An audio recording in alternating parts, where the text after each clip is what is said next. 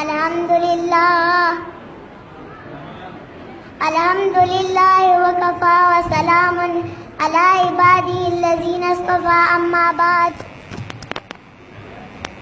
فاعوذ باللہ من الشیطان الرجیم بسم اللہ الرحمن الرحیم وَإِنَّهُ لَذِكْرٌ لَكَ وَلِقَوْمِكَ وَسَوْفَ تُسْأَلُونَ قال رسول اللہ صلی اللہ علیہ وسلم بلغ عنی ولو آیا سبحان ربک رب العزت عما یصفون وسلام علی المرسلین والحمدللہ رب العالمین. فاش گویم آنچه در دل مزمرست، فاش گویم آنچه در دل مزمرست، ای کتاب نیست چیز دیگر است. چو بجا در رفت جا دیگر شود، چو بجا در رفت جا دیگر شود، جان دیگر شد جا دیگر شود. سب سے پہلے میں اللہ تعالیٰ کے دربار میں دعا کرتی ہوں کہ اللہ پاک میری زبان سے قرآن مجید اور سنت مبارکہ کے مطابق کلمات نکالے اور پہلے مجھے پھر آپ کو اس پر عمل کرنے کی توفیق عطا فرمائے. جب سے اللہ رب العزت نے دنیا پیدا کی ہے، اللہ رب العزت نے مخلوقات کے ساتھ ساتھ انسانوں کو پیدا کیا ہے. اللہ رب العزت نے انسانوں کو بے شمار نعمتوں سے نوازا ہے. اللہ رب العزت خود فرماتے ہیں سورۃ الرحمن میں بار بار ایک ہی آیت فَبِأَيِّ آلَاءِ رَبِّكُمَا تُكَذِّبَانِ، بھلا تو اپنی رب کی کون کون سی نعمتوں کو جھٹلاؤ گے. قرآن کریم ایسی کتاب ہے جس دن نازل ہوا وہ جن دنوں کا سردار کہلایا گیا، جس مہینے نازل ہوا وہ مہینہ مہینوں کا سردار کہلایا گیا، جس فرشتے نے قرآن لایا وہ فرشتہ فرشتوں کا سردار کہلایا گیا، جس شہر پہ نازل ہوا وہ شہر مرکز اسلام کہلایا گیا، جس پیغمبر پر نازل ہوا وہ پیغمبر پیغمبروں کا سردار کہلایا گیا. ابھی ان چیزوں کو جوڑے الرحمن علمہ قرآن، یہ ایک جملہ بن گیا ہے. رحمان نے قرآن سکھایا، خلق الانسان، انسان کو پیدا کیا، علمہ البیان، یہ 3 ویلیوز ہے جو 4 آیتوں میں آئی ہے. آپ نے میتھمیٹکس میں پڑھا ہوگا ریشو پرپورشن کا قاعدہ، 3 ویلیوز دے دی گئی ہیں.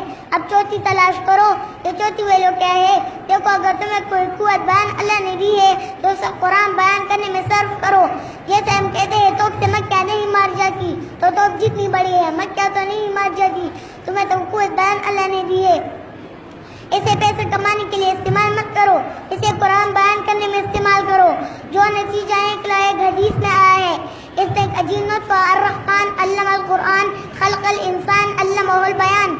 ان عثمان ابن عفان وہ حکایت سے جلا رہا ہے، بخاری شریف کی روایت ہے خیرکم من تعلم القرآن وعلمہ، تم میں سے بہتر وہ جو قرآن سیکھے اور سکھائے، پڑھے اور پڑھائے، سمجھے اور سمجھائے. یہ بہترین ہے، اس کو بہتر نہ کہے، یہ خیر کے بعد من آ جائے گا. کاش یہ حدیث نقش ہو جائے نوجوانوں کے دلوں میں. جو آیات میں نے آپ کے سامنے خطبے پڑھی تھی، اللہ رب العزت اس آیت کریمہ میں فرماتے ہیں کہ کون سے مراد امت. قرآن کریم نصیحت ہے تمہارے لیے اور تمہارے قوم کے لیے. شیخ عبد القادر جیلانی رحمۃ اللہ علیہ فرماتے ہیں کہ کون سے مراد امت.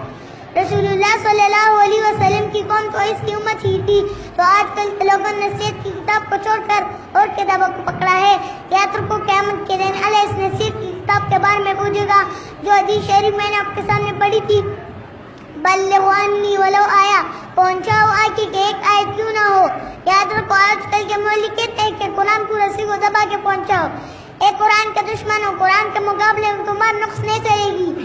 اللہ اور اس کے رسول کی تابعداری کرنی ہے، ان کے ہر حکم پر عمل کرنا ہے پرجوش انداز سے. جو شعر میں نے آپ کے سامنے پڑھی تھی وہ زمانے معزز تھے حامل قرآن ہو کر، ہم ذلیل و خوار ہوئے تارک قرآن ہو کر. وہ صحابہ کرام جن نے قرآن پر عمل کیا تھا پرجوش انداز سے، ان کا درجہ عظیم درجہ تھا. ہم نے اور تم نے قرآن کا درجہ، قرآن کا عظمت، قرآن کی بلندی، قرآن پر عمل کرنا، اس لیے ہم ذلیل و خوار ہوئے، ہم نے قرآن چھوڑا.